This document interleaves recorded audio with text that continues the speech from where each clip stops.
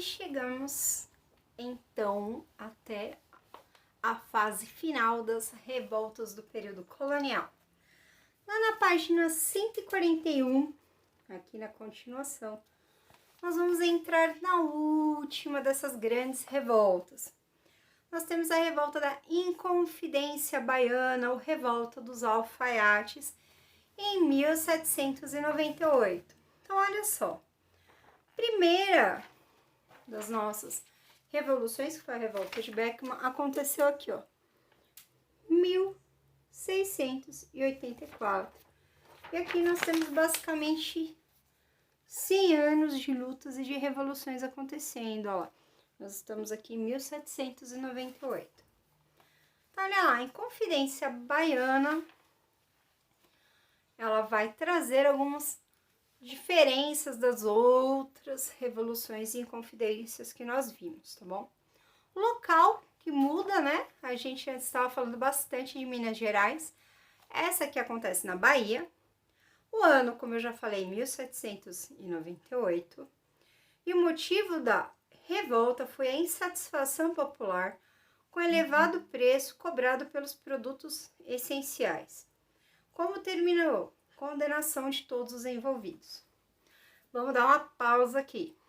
O que é um serviço essencial? O que são itens de consumo essenciais? Aqui tá a palavra produtos, né? Eu até fui olhar ali direitinho.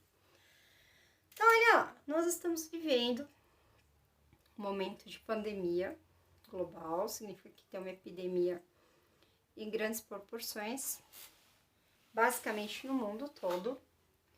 E o que acontece? Quando isso começou e a gente parou de ir para a escola, tinha assim, quando a gente assistia o jornal, assistia alguma coisa assim, ouvia na televisão, na internet, falava assim, somente os serviços essenciais estarão abertos. O que é essencial? Aquilo que a gente realmente depende para poder viver.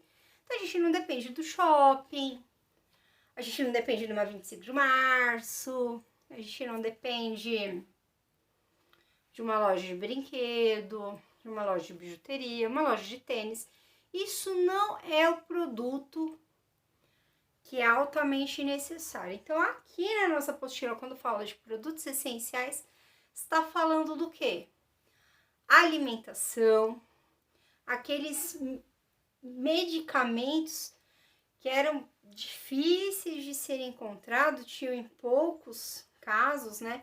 A gente até viu que muito era utilizado das drogas do sertão, né? Mas algumas coisas assim, um pouco mais específicas, vinham mesmo de Portugal. E os preços estavam extremamente altos. Aqui, gente, a gente não comprava nada. Eu falo a gente como se eu vivesse nessa época, né? Ninguém comprava nada. Você chegava lá no mercado, eu vou comprar esse pacote de arroz. Não.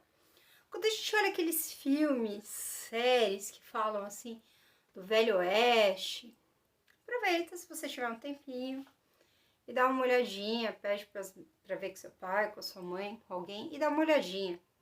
Até Zorro é interessante, tá?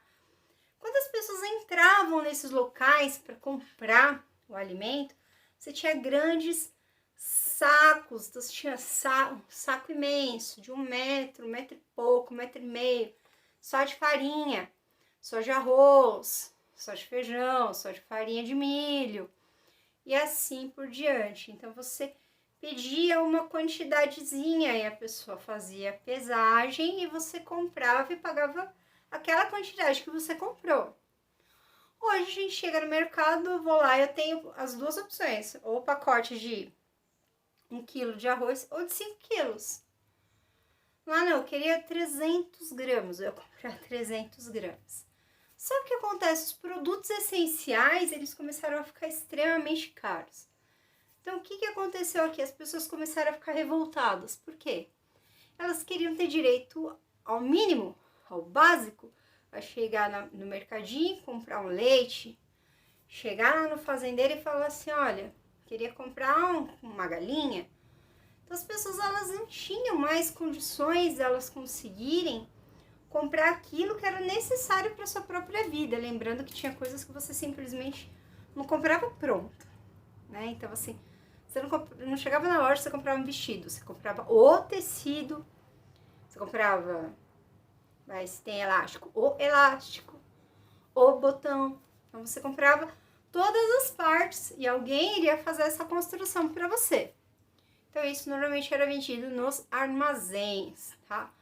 Que depois, muitos anos depois, ganhou o nome de armarinhos, lojas de armarinhos. Hoje a gente tem um que é super conhecido. Muitas vezes os pais de vocês compram o material escolar de vocês lá, que é o Armarinhos Fernando. É a mesma ideia. É uma loja que vende uma série de produtos para que você possa ou comprar pronto ou comprar as partes e montar. Então, se você for lá no Armarinhos Fernando, você vai comprar, por exemplo, zíper, botão, e aí você consegue comprar lã, você compra um pacote de lã, você compra coisas em pequenas quantidades ou em grandes quantidades. A ideia do armazém aqui nessa época é a mesma. Só que acontecia, as pessoas elas estavam desesperadas, elas queriam poder comprar as coisas, mas não conseguiam, porque os impostos eram caríssimos. Hoje, nós ainda temos os impostos mais altos do mundo, para o quanto que a gente recebe de dinheiro, né? O trabalhador recebe de dinheiro. Então, se você vai comprar uma bala, você tem um imposto sobre a bala. Então, às vezes, a bala custou 5 centavos. Você pagou 1 centavo, 1,5 centavo, que a gente nem tem esse meio, né? Mas 1,5 centavo de imposto. Você comprou um iogurte, custou R$3. Você pagou 85 centavos de imposto. Então, o imposto ele é uma coisa que ele sempre existiu, ele é uma realidade na vida do Brasil. E aqui, o imposto ele estava tão alto que as pessoas não estavam conseguindo comprar os itens básicos para sobreviver. E nós vamos continuar aqui o nosso texto na página 141 e temos uma curiosidade. Então, olha lá. A Inconfidência Baiana, também conhecida como a Revolta dos Alfaiates, consistiu em uma revolta popular contra os elevados preços cobrados pelos produtos essenciais. Também propunha uma separação da colônia em relação a Portugal. Veja que depois aqui da Inconfidência Mineira, que deixou isso bem claro, que a colônia brasileira ela queria se separar de Portugal, agora que nós estamos vendo novamente o movimento com a mesma vontade, tá bom? Então, você vai marcar aqui também, ó. Também propunha a separação da colônia em relação ao Portugal, além de propor a abolição da escravidão. Significa que essa revolta, marquei aqui, ó, vocês também vão marcar, tá, olha, significa que esta revolta, ela, além de querer que diminuísse os impostos, de querer que o Brasil ficasse livre de Portugal, ainda tinha uma outra função. Ela queria que os escravos tivessem o direito de liberdade, tá bom? A alforria era um documento que dava liberdade para os escravos, tá bom? O movimento contou com a participação de diversos representantes da sociedade. Pobres. Quando a gente fala aqui letrados, que é o que aparece aqui na sua apostila, letrados era aquele cara mais culto, era aquela pessoa que tinha um pouquinho mais de conhecimento. Pra gente, a gente diria que a pessoa culta é uma pessoa que tem uma ou duas faculdades, uma pós-graduação, ele é um intelectual, é uma pessoa que ele sabe muito. Nós tínhamos também os padres, pequenos comerciantes, escravos e ex-escravos. Então, significa que aqui no meio, você tinha aquele pessoal, assim, que queria algo de um pouco melhor. Então, você tinha escravo e ex-escravo, gente que não era ouvida de jeitinho nenhum. Você tinha o pequeno comerciante, aquele que não tinha muito dinheiro para desenvolver suas lojas, fazer os seus produtos serem mais conhecidos ou comprar em grande quantidade. O que acontecia? Essas pessoas, os pequenos comerciantes, quando iam comprar esses produtos do fazendeiro para colocar para vender, ele já não pagava um preço tão barato, porque ele não tinha condições de comprar em grandes quantidades. Então ele tinha que ter o lucro dele, aquilo que ele iria sobreviver. Então era difícil para ele já para comprar, ainda mais para vender. Quando a gente olha aqui para os padres e os intelectuais aqui da época, são eles que dão ali uma certa força para esse movimento, porque do contrário, esse movimento ele não iria ter nenhum grande conhecimento, as pessoas não iriam nem tomar conhecimento. Mas por conta de ter gente importante ali, como pessoas que eram ali conhecidas por serem estudiosos, e os padres, aí a gente começa a ver uma mudança aqui no comportamento. E o pessoal começa a levar um pouco mais a sério essa revolta, tá bom? Então, olha lá, a conspiração foi denunciada por um dos seus integrantes. Mais uma vez, alguém deu com a língua nos dentes. Mas, diferente da Inconfidência Mineira, o movimento chegou a eclodir. Eclodir, quando você tem um ovo, esse ovinho, estoura, sai pintinho, sai lagarto, sai o que quer que seja de lá de dentro, lá é eclodir.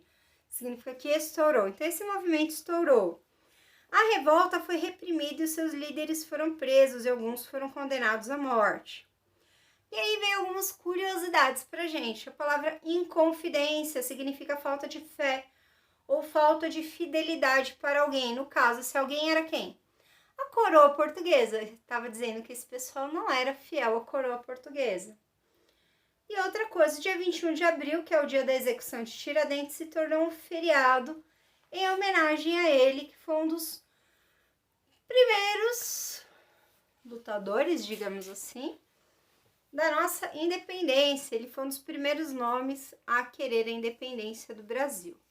Então, às vezes, lógico que eu trago algumas palavrinhas ali um pouco diferentes, mas é mais para a gente poder entender. Então, olha só, eu sei que eu deixei para vocês os exercícios do 6 ao 11 e nós vamos fazer o exercício 12, que basicamente está te pedindo as informações dessas revoltas e inconfidências, tá bom? Logo, logo estamos concluindo o nosso módulo de história. Beijo!